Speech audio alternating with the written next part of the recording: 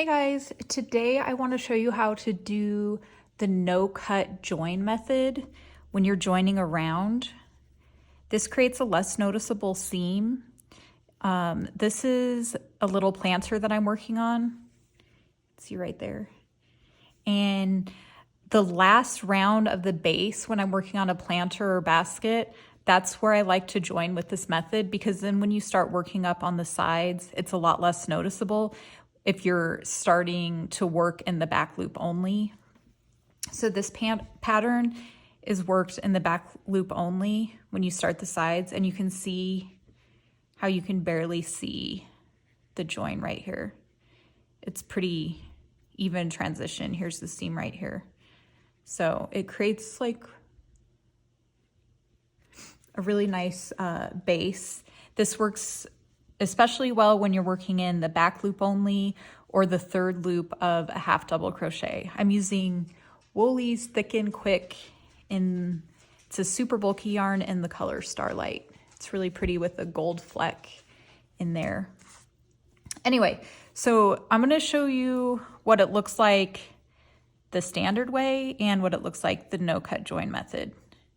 So normally you would join the round in the with a slip stitch under both loops. So you go there, and then this one is a chain one and work under the back loop only.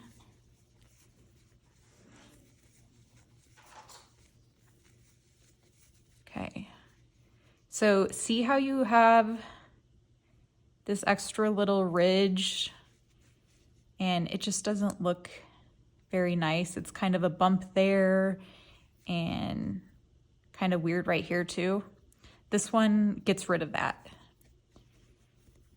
So let me show you. So you pull up the loop a little bit longer than normal. You take your hook and you enter it from the back of your work to the front under both loops of that stitch that you'd normally slip stitch into. You take the loop and you pull it through from the front to the back. Okay. Then this pattern calls for a chain one and work under the back loop only.